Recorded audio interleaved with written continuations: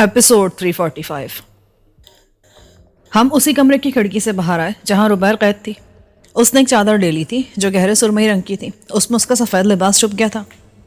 मैं मोबित के अगबी हिस्से का मुआयना करना चाहता था। मेरे जिस्म पर बदस्तूर खास सिपाहियों वाली सुरमई वर्दी थी जो नीम तारीकी में घुल मिल जाती थी। हम अकबी बाग से होते हुए दीवार तक आए। मैंने रुबैर को वो जगह दिखाई जहाँ से हम आए थे, और उससे पहले हारन ने मुझे मार डालने में कोई कसर नहीं छोड़ी थी। फिर वो कांटों वाले परिंदे भी निकल आए थे। बस जिंदगी थी जो बचकर मैं फसील की तरफ आया था। रुबैर अगरचे मेरे साथ बहुत से मुश्किल मौक़ों से गुजर चुकी थी, मगर ये सब कुछ उसके लिए भी एक हैरान कुन था। उसने मेरा हाथ थाम लिया। आप इतनी मुश्किलों से गुजरे और मैं समझ रही थी कि मैं ही मुश्किल में हूँ। हम सब मुश्किल में हैं जब तक इन लोगों पर काबू नहीं पा लेते। मैंने मोबित की तरफ इशारा किया। तुम सोच भी नहीं सकती हो कि वादी के लोग इस वक्त कितने संगीन खतरे से दो चार हैं। ये डेविड शाह यहाँ क्यों आया है? मैंने बताया ना कि वो बाहर से अपने साथियों को बुलवाना चाहता है। वो उड़ने वाली मशीन में बैठकर बरह रास्त यहाँ पहुँच जाएंगे। मोबित का पिछला हिस्सा इतना बड़ा है कि वो मशीन आराम से यहाँ उतर सकती है। उसमें बैक वक्त कई अफराद आ सकते हैं। वैसी उड़ने वाली मशीन जो मेरे बाप ने बचपन में देखी थी जब वादी वाले एक थे। रुबैर का इशारा यकीनन विलियम शाह और राजा उमर दराज के तैयारे की तरफ था, जो इंजन बंद होने से इत्तेफाक़िया उस वादी में आया था और उन्होंने उस वादी को देख लिया था। इसी तरह वादी के लोगों ने भी उस पुरस्कार हवाई चीज़ को देखा होगा। मैंने सर हिलाया। बिल्कुल वही मशीन। फिर उस मशीन में आने वाले 4 अफराद दूसरे तरीके से वादी में उतरे थे, और उनमें से एक मेरा दोस्त राजा उमर दराज भी है। वो इस बार भी आया है। क्या डेविड पहले भी आया था? नहीं, पहले आने वाला उसका बाप विलियम था। वो मर चुका है। उसकी जगह डेविड ने ले ली है। गुफ्तगू के दौरान हम चलते हुए मोबित के अकबी से इम्तान निकले थे, मगर अब भी हम दीवार के साथ थे। यहाँ तारीकी थी और कोई मशल भी रोशन नहीं थी, मगर सामने बाग में जलने वाली मशलों की रोशनी किसी कदर यहाँ भी पहुँच रही थी। मैंने मैदान की तरफ इशारा किया। उड़ने वाली मशीनें यहाँ उतरेंगी और रात में उतरने के लिए यहाँ रोशनियाँ लगाई गई हैं। कैसी रोशनियाँ? यहाँ तो कुछ भी नहीं है। वो आग वाली रोशनी नहीं है, बल्कि दूसरी तरह की रोशनियाँ हैं। इन्हें यहाँ कतार में लगा दिया गया है, और जब ये जलेंगी तो घुप अंधेरे में भी उड़ने वाली मशीन आराम से उतर जाएगी। रुबैर मुतजस्सिस हो गई। क्या हम पास जाकर देखें? मैं भी यही सोच रहा था और किसी कदर हिचकिचा रहा था। इसका इम्कान था कि यहाँ निगरानी का निज़ाम ना हो, लेकिन वो हो भी सकता था। किसी कदर सोच विचार के बाद मैंने ख़तरा मोल लेने का फ़ैसला किया। मैदान जंग में ज़रूरत से ज़्यादा एहतियात भी बाज़ औक़ात शिकस्त का सबब बन जाती है। मैंने रुबैर से कहा, तुम यहीं रुको, मैं आपके साथ चलूँगी। चलो, लेकिन मेरे साथ रहोगी और मेरी मर्ज़ी के बगैर कोई कदम नहीं उठाओगी। यही तो मैं चाहती हूँ, हमेशा आपके साथ रहना और आपकी मर्ज़ी से सब कुछ करना। वो शौक़ी से बोली। मैंने उसका जुमला नज़रअंदाज करके कदम आगे बढ़ाया। मैं दीवार के साथ साथ आगे बढ़ा था। दूर से देखने पर मेरा अंदाज़ा था कि अहाता 500 गज तवील है, मगर अमली तौर पर उसके अंदर आने के बाद मुझे पता चला कि ये 6 या 650 गज तवील है, और उस पर कोई छोटा तैयारा जो 6 या 8 सीटों वाला हो बआसानी उतर सकता है और परवाज़ भी कर सकता है। यहाँ इतनी जगह थी कि दर्जन भर तैयारे उतरकर आराम से पार्क हो सकते थे। मेरे हिसाब से डेविड शाह कम से कम इतने तैयारे तो मंगवाता। इतने बड़े तैयारे मुकम्मल ईंधन के साथ 300 मील के दायरे में कहीं से भी ना सिर्फ यहाँ आ सकते थे बल्कि वापस भी जा सकते थे। प्रेशराइज्ड कैबिन वाले तैयारे 20,000 फुट की बुलंदी पर भी परवास कर सकते थे। उस वादी तक आने के लिए तैयारों को इतनी बुलंदी पर उड़ना पड़ता। जिन तैयारों के कैबिन प्रेशराइज्ड नहीं होते वो आमतौर से 10,000 फुट की बुलंदी से ऊपर नहीं जाते। उनका फ्लाइट लेवल 3-4 हज़ार फुट होता है। कर्नल जोन्स की पार्टी इंडिया में मौजूद थी, और अगर नहीं भी थी तो 24 घंटे के नोटिस पर वो दुनिया के किसी भी हिस्से से वहाँ पहुँच सकती थी। उसके बाद यहाँ आना उनके लिए कोई मसला नहीं था। ये यूनिवर्सल सोल्जर किस्म के आला तरबियत याफ्ता किराए के सिपाही थे जिनका काम ही कत्ल गारतगरी था। वो डेविड के मकासद के लिए नहायत मौजूद थे। इन सब इम्कानात के बारे में सोचते हुए मेरी फिक्र बढ़ गई, और मैंने महसूस किया कि मैंने डेविड के अज़ाइम का दुरुस्त अंदाज़ा नहीं लगाया था। मैंने उसे बहुत सतही लिया था, और वो असल में कहीं ज़्यादा बड़े थे। वो इस वादी के लोगों के लिए भयानक अज़ाइम रखता था। पहले मेरा ख्याल था कि वो वादी तक रसाई हासिल करके यहाँ के अजायबात से फ़ायदा उठाना चाहता है, जैसे वो मुअज़्ज़ा असर पत्थर जो गहरे से गहरे ज़ख्म भर कर इंसान को हैरत अंगेज़ क़ुव्वत मदाफ़ियत देता है। इसी तरह यहाँ और भी चीज़ें थीं। डेविड सिर्फ उन्हें हासिल नहीं करना चाहता था, बल्कि वो उन पर मुकम्मल कब्ज़ा चाहता था। इसके लिए वो वादी पर अपना जंगी व सियासी तसल्लुत कायम करना चाहता था। उसके लिए मुश्किल नहीं था कि वो ताकत के बलबूते पर यहाँ के लोगों को अपना वती बनाकर उन पर कोई पिट्ठू हुक्मरान मुसल्लत कर दे और उसकी मदद से अपने मज़मूम अज़ाइम की तकमील करे। उसके आबा अजदाद ने ऐसी ही पॉलिसियों से दुनिया के बहुत बड़े हिस्से को अपना गुलाम बना लिया था। अगर वो अपने अज़ाइम में कामयाब हो जाता तो ये ना सिर्फ बदनसीबी होती, बल्कि मैं और मेरे साथी शदीद खतरे से दो चार हो जाते। डेविड हम में से किसी को नहीं बख्शता। راجہ عمر دراز اور روشا جو فی الحال برف والے کے پاس تھی وہ دونوں بھی محفوظ نہ رہتے. ان سب کو بچانے کے لیے ڈیوڈ کے عزائم کو ناکام بنانا ضروری تھا.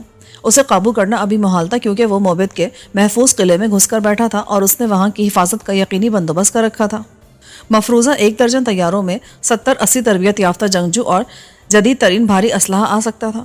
ڈیوڈ موبد میں بیٹھ کر اسی کمک کا انتظار کرا تھا. کمک آنے کے بعد وہ حرکت میں آتا اور پہلے موبد پر اپنا قبضہ مستحکم کرتا اور اس کے بعد وہ آرگاؤن کی طرف جاتا.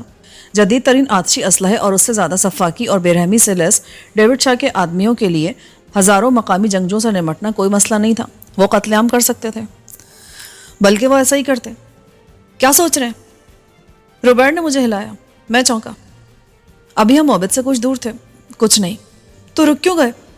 میں سوچ رہا تھا کہ ڈیوڈ کو کیسے ناکام بناؤں. آپ سوچ لیں گے. میں نے دیکھا ہے کہ آپ جس کام کے پیچھے پڑ جائیں نا اسے کر کے ہی رہتا ہے. آپ کے دشمن ناکام رہیں گے انشاءاللہ. اب ہم موبد کے عقبی حصے کے کنارے تک آ گئے تھے لیکن وسط سے خاصا دور تھے. مجھے حیرت تھی کہ یہ دیو ہیکل عمارت کیسے بنائی گئی ہوگی اور اس کی تعمیر میں کتنے سال لگے ہوں گے. پھر ہم موبد کے وسطی حصے کے بالکل سامنے تھے. یہاں 200 گز چوڑا میدان تھا اور اسی میدان میں کرنل جونز نے رن وے والی لائٹس لگائی تھی. میں ان لائٹس کو دیکھنا چاہتا تھا اور اس میں خطرہ تھا. میں نے روبرٹ سے کہا تم رکو میں آتا ہوں. کہاں جا رہے ہیں؟ اس نے سہمے ہوئے انداز میں پوچھا. سامنے تک. تم دیوار کے ساتھ لگ کر رہو اور جب تک میں نہ کہوں یہاں سے ہلنا مت. وہ بادریں ناخواستہ وہیں رکی رہی اور میں جھک کر میدان کی طرف بڑھا. یہاں روشنی بہت کم تھی اور زمین پر کچھ نظر نہیں آ رہا تھا، اس لیے مجھے جھک کر اور غور سے دیکھتے ہوئے چلنا پڑ رہا تھا کہ بے خیالی میں میرا پاؤں کسی لائٹ پر نہ آ جائے. میں نہیں چاہتا تھا کہ کوئی لائٹ اپنی جگہ سے ہلی ہوئی پائی جائے اور یہ لوگ چونکن نہ ہو جائیں. جب میں اس جگہ کے نزدیک آیا جہاں میرے خیال میں لائٹس ہونی چاہیے تھی تو میں پنجوں کے بل بیٹھ گیا اور اسی طرح زمین ٹٹول کر آگے جانے لگا. مگر لائٹ مجھے ویسے ہی نظر آ گئی.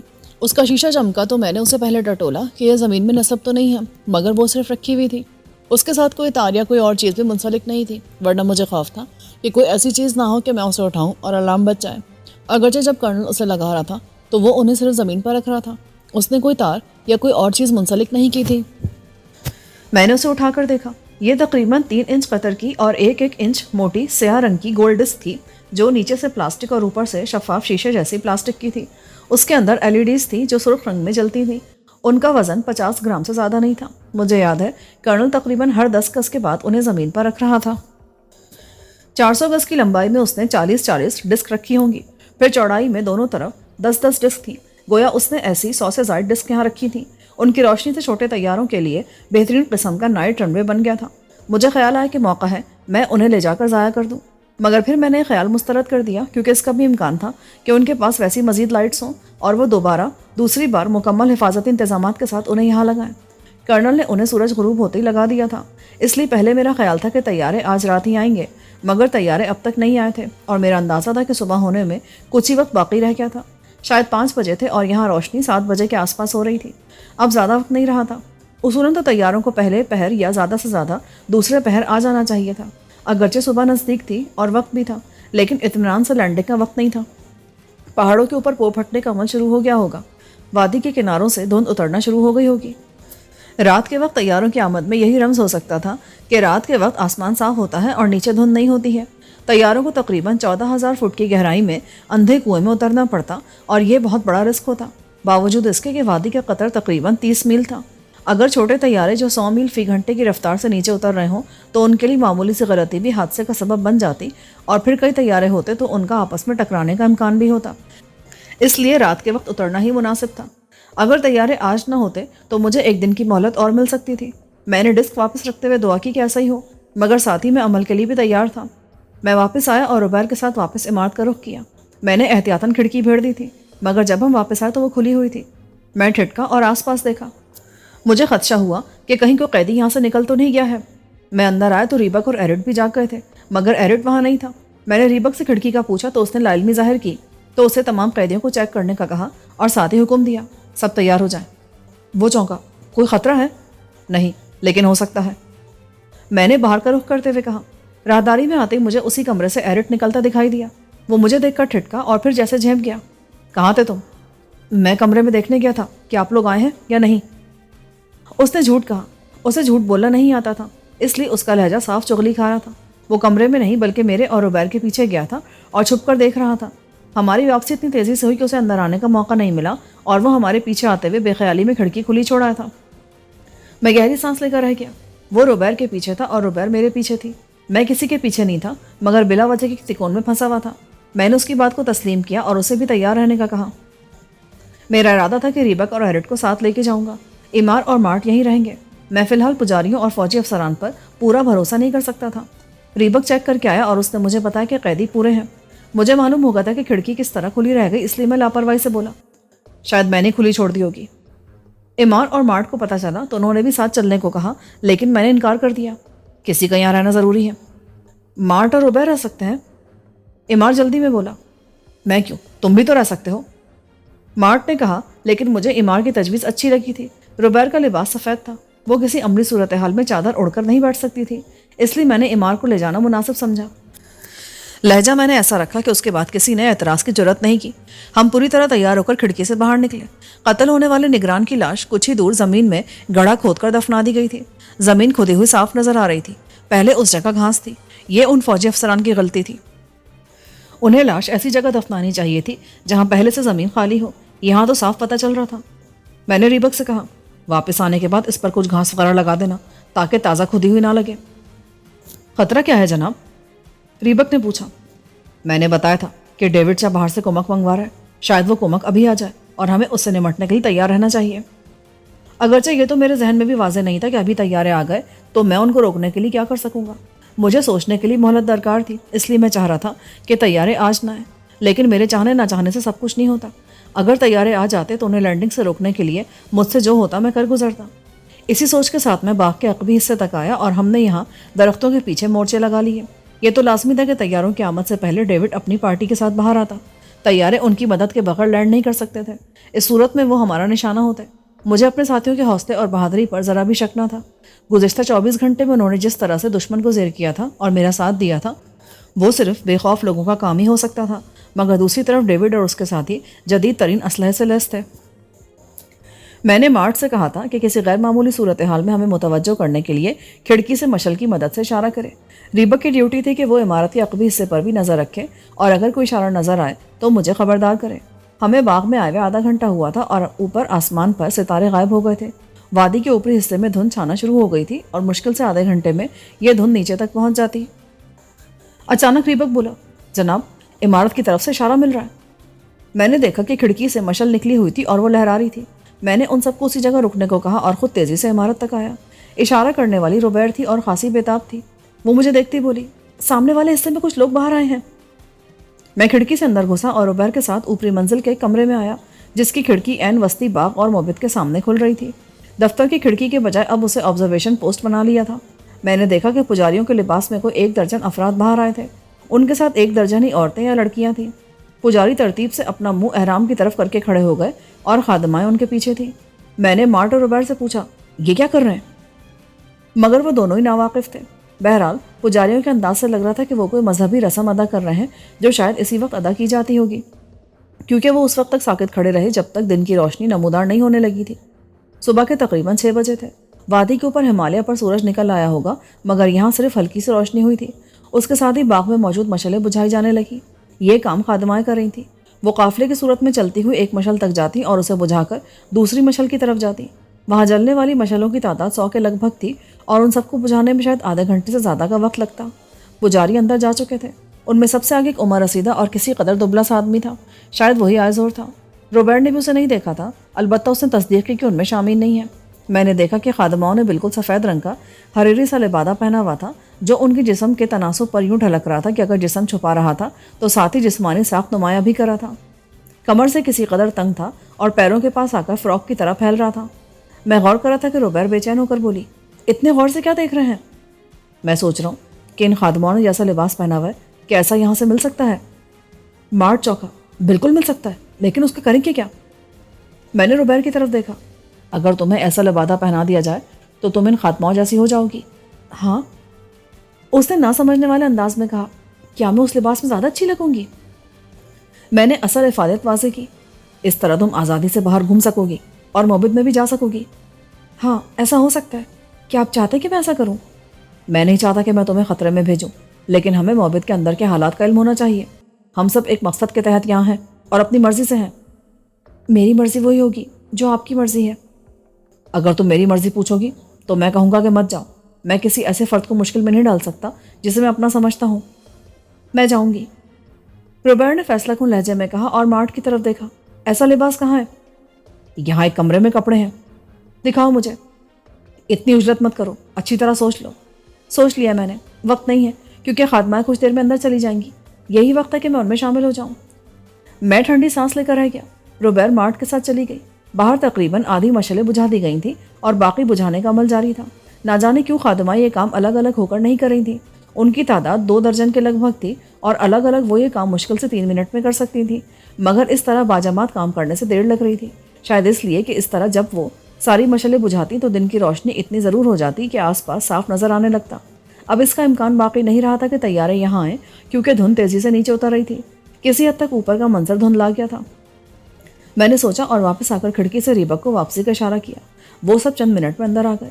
میں نے انہیں روبیر کے جانے کے بارے میں بتایا تو ایرٹ فکر مند ہو گیا۔ یہ ٹھیک نہیں ہوگا جناب، اسے وہاں بہت سے لوگ جانتے ہیں، شامین بھی وہی ہیں۔ تم ٹھیک کہہ رہے ہو، لیکن ہمیں خطرہ تو مول لینا ہی ہے۔ روبیر کو خطرہ مول لینے کی ضرورت نہیں ہے، اس کے لیے ہم ہیں نا۔ ایرٹ کا لہجہ کسی قدر تیز ہو گیا۔ ریبک نے اس کی طرف دیکھا۔ مگر جو کام روبیر کر سکتی ہے وہ میں یا تم نہیں کر سکتے۔ ہمیں موبد کے اندرونی حالات کا علم ہونا چاہیے۔ میں نے کہا، ویسے میں نے روبیر کو خود فیصلہ کرنے کو کہا ہے اور وہ رضاکارانہ طور پر جا رہی ہے۔ آپ کے چاہنے پر وہ آنکھ بند کر کے آگ میں بھی چھلانگ لگا دے گی، آپ اسے روک سکتے ہیں۔ ایرٹ نے کہا، وہ فیصلہ کر چکی ہے اور میرا نہیں خیال کہ میں اسے حکم دوں گا تو وہ رک جائے گی۔ شہباز ٹھیک کہہ رہے ہیں، روبیر کمرے میں آتے ہوئے بولی۔ اس نے خادماؤں جیسا حریری لبادہ پہن لیا تھا۔ یہ ریشم جیسا نرم اور ڈھلک جانے والا کپڑا تھا، اس لیے ڈھیلا ہونے کے باوجود اس میں روبیر کا جسم نمایاں ہو رہا تھا۔ یہ ہماری جنگ ہے، لیکن ایرٹ نے کہنا چاہا، لیکن کچھ نہیں، میں فیصلہ کر چکی ہوں اور میں ضرور جاؤں گی۔ وہاں تمہارے لیے خطرہ ہے، اگر تمہیں پہچان لیا گیا تو کچھ بھی نہیں، وہ مجھے سزائے موت نہیں دیں گے۔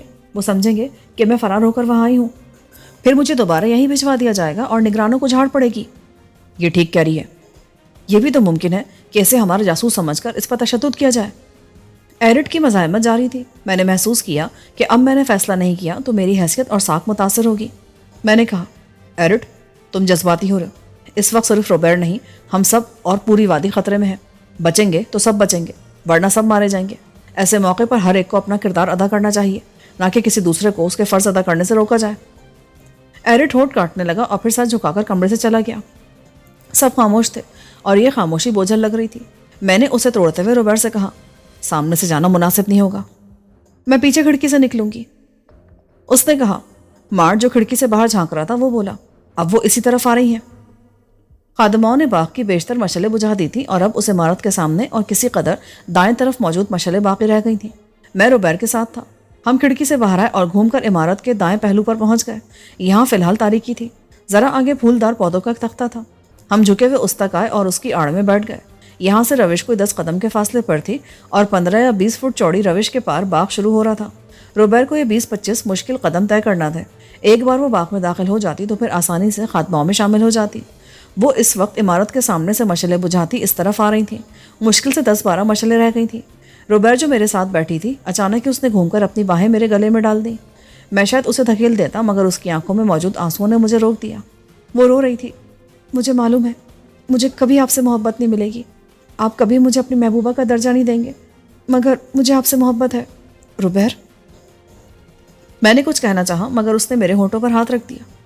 کچھ مت کہیں، کہیں کوئی وضاحت مت دیں، میں سمجھتی ہوں قصوروار آپ نہیں میں ہوں، آپ مجھے یاد رکھیں گے نا؟ میں تمہیں کبھی نہیں بھول سکوں گا، بس یہی چاہتی ہوں میں آپ سے۔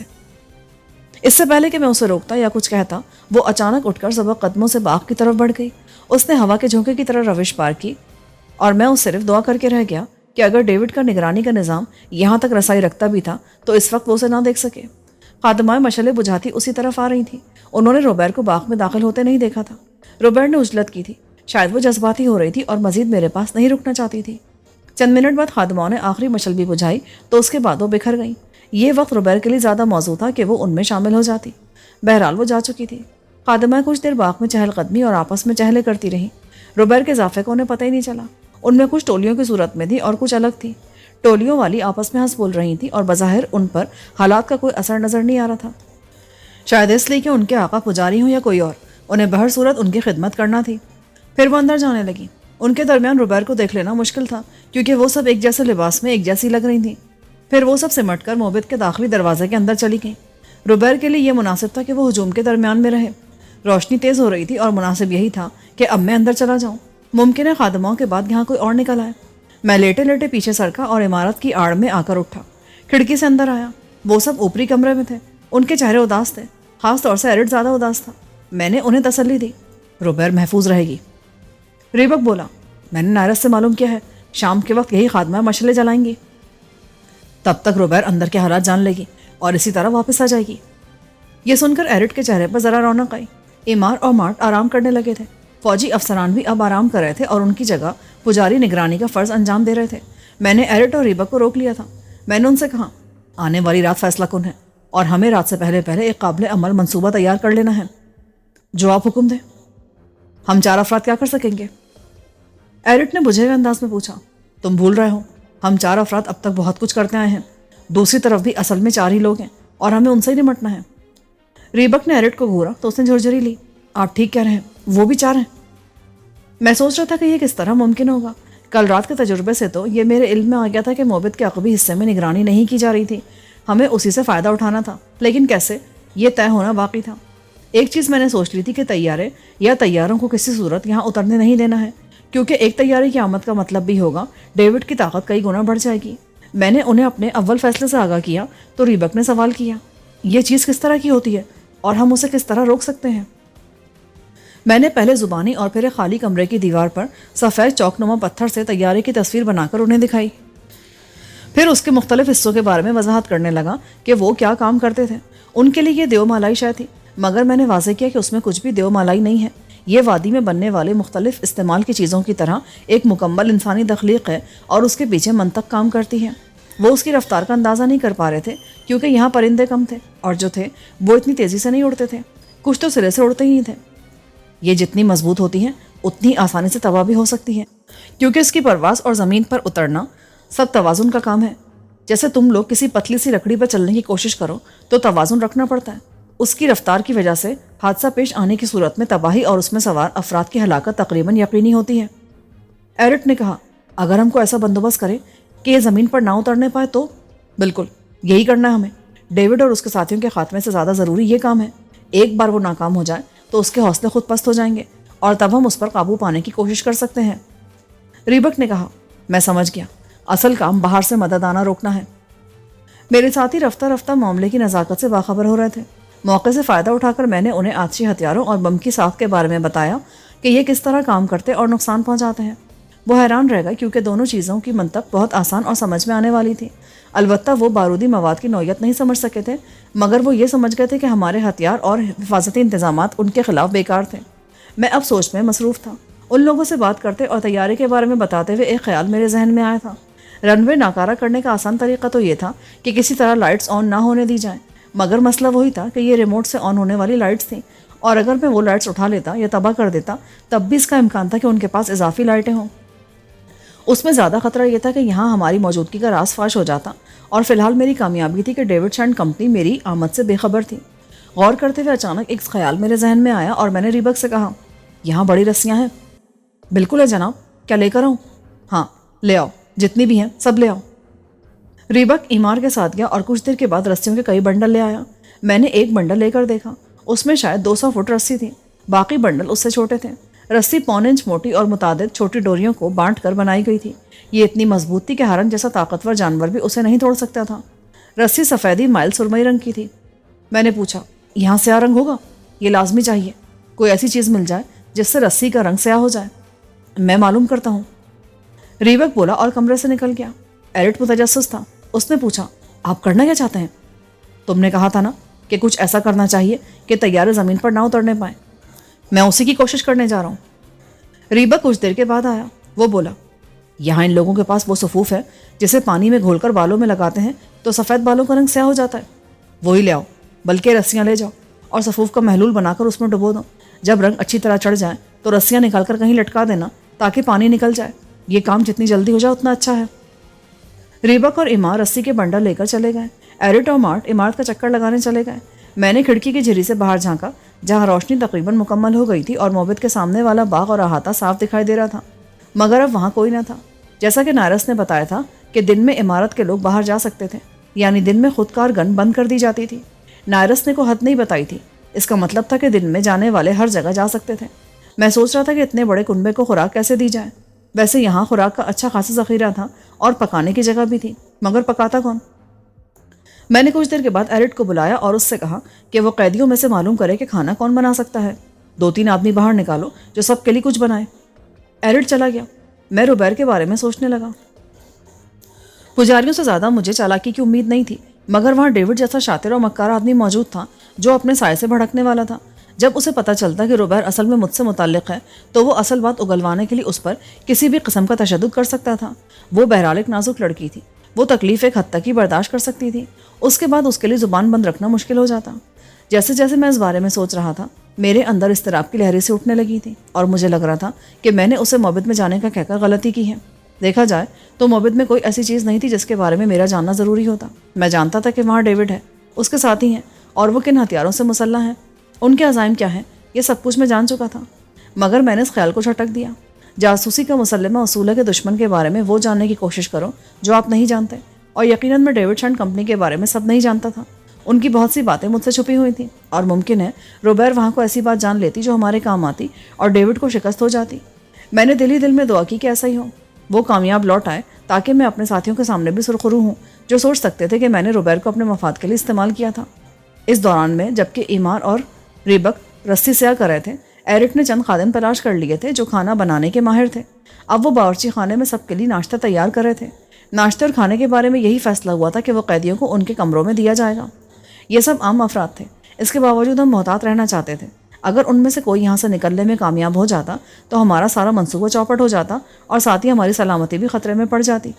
میں صبح ہونے سے پہلے ہی کھا پی چکا تھا، مگر جب ناشتہ تیار ہوا تو میں نے ناشتہ کر لینے میں حرج بھی نہ سمجھا۔ آرام اور کھانے کا ہر موقع غنیمت تھا کہ اس کے بعد حالات نہ جانے کیا رخ اختیار کریں۔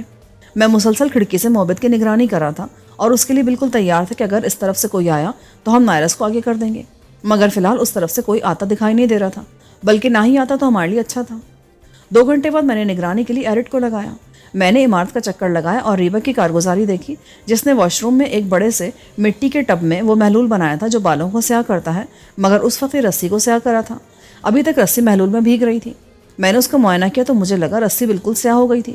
کچھ دیر میں اسے خشک کرنے کے لیے عقبی سمت گچھا بنا کر کسی درخت سے لٹکا دیا جاتا تو چند گھنٹوں میں اس کا سارا پانی نکل جاتا۔ انہیں جوڑنا ہوگا۔ رسی خشک ہوئی تو میں نے ریبک سے کہا اور کھلی رسی کا بنڈل بنانے لگا۔ جب میں نے بنڈل بنا لیا تو ریبک نے دوسری رسی کا سرا اس سے گرا لگا کر جوڑ دیا۔ میں نے اسے بھی بنڈل میں شامل کیا۔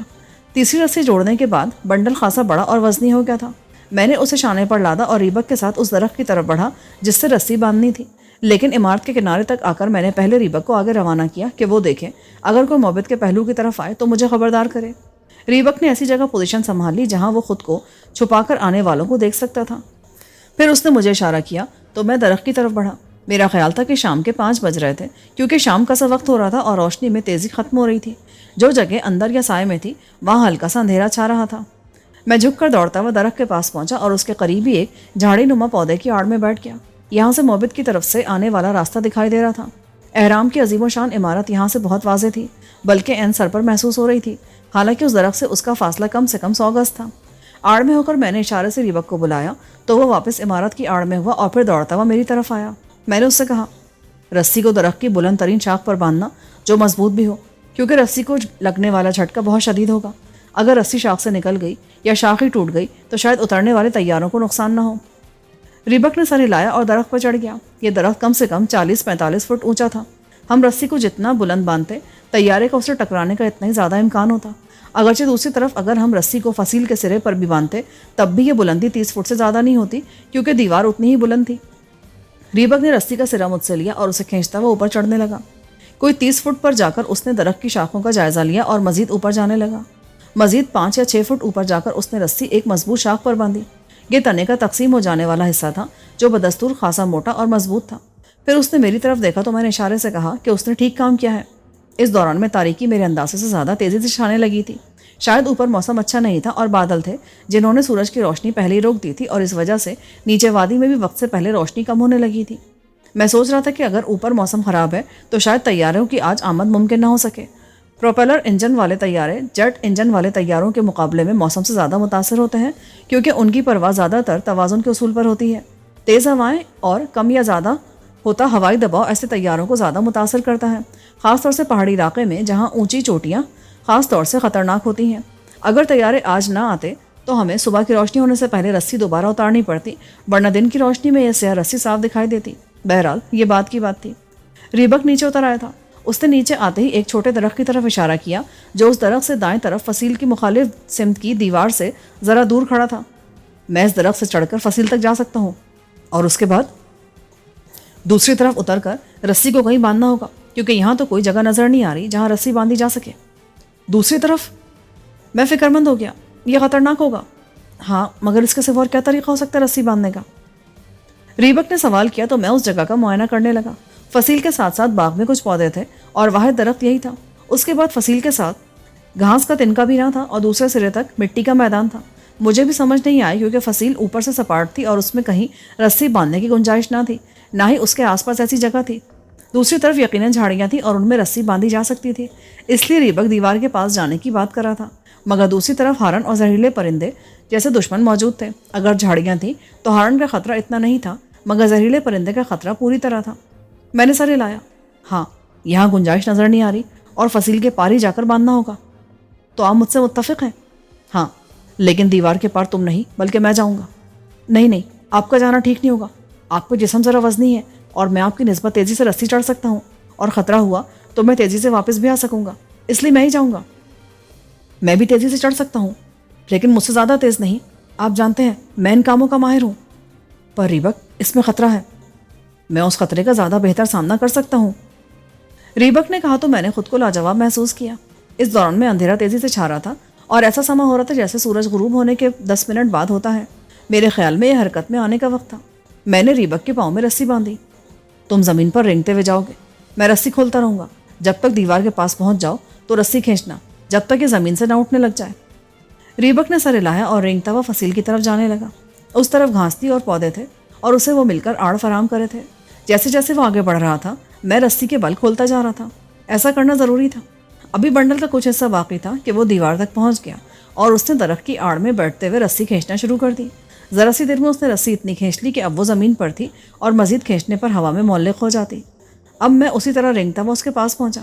تاریکی اتنی ہو چکی تھی کہ دور کی چیز صاف نظر نہیں آ رہی تھی۔ ریبک نے کہا، اس سے پہلے کہ اندھیرا مکمل ہو ہمیں ایک کام کر لینا چاہیے۔ رسی اچھی خاصی تھی۔ میں نے اس کا چھوٹا ٹکڑا نکال دیا، تب بھی اتنی تھی کہ کئی گز اضافی ہو رہی تھی۔ ریبک درخت پر تھا، وہاں سے دیوار پر چڑھا، مگر اس نے اٹھنے کی کوشش نہ کی بلکہ لیٹا رہا۔ میں نے اس کی طرف رسی اچھالی اور اسے مضبوطی سے پکڑ لیا۔ ریبک آرام سے دوسری طرف اتر گیا۔ چند لمحوں بعد رسی کھینچنے لگی۔ ریبک نے کوئی ایسی جگہ تلاش کر لی تھی جہاں رسی کو مضبوطی سے باندھا جا سکتا تھا۔ میں سوچ رہا تھا کہ مجھے یا کسی کو فصیل پر ہونا چاہیے تھا کہ ریبک پر کوئی مشکلات ہم اس کی مدد کر سکیں، مگر اب تو وہ اتر چکا تھا۔ 1 منٹ سے پہلے اس نے رسی کو دوسری طرف کھینچ لیا تھا اور وہ درخت سے فصیل تک اس طرح تن گئی تھی کہ اس میں بہت معمولی سے لٹکاؤ نظر آ رہا تھا۔ ریبک نے رسی باندھی اور پھر وہ اسی کے سہارے چڑھ کر اوپر آیا اور درخت کے سہارے نیچے اتر گیا۔ میں نے اتنی مضبوطی سے باندھی ہے کہ یہ ٹوٹ سکتی ہے لیکن کھل نہیں سکتی تھی، اور نہ ہی جھاڑی کا تنا ٹوٹ سکتا ہے، وہ بولا۔ تاریکی خاصی بڑھ چکی تھی اور رسی اسی وقت نظر آتی جب کوئی بالکل پاس آ کر دیکھتا یا پھر تیز روشنی والی مشل میں خاص طور سے اوپر سے دیکھتا تو کسی کو رسی نظر آتی۔ ہم دونوں واپس عمارت کی طرف آئے تو یہاں مشلیں روشن ہو چکی تھیں، مگر موبد کے سامنے والے باغ میں تاریکی تھی اور ابھی تک اندر سے خاتمہ برآمد نہیں ہوئی تھی جو مشلیں روشن کرتی۔ مارٹ اور ایرٹ دفتر والے کمرے میں تھے اور کھڑکی سے باہر جھانک رہے تھے۔ کچھ دیر کے بعد مارٹ نے اطلاع دی، وہ باہر آ گئی ہیں۔ یہ سنتے ہی میں بھی تیزی سے کھڑکی کے پاس آیا۔ خادماؤں کا ایک مشل بردار ہجوم تھا جو باہر باغ اور روشوں پر کھمبوں سے لگی مشلیں روشن کرا تھا۔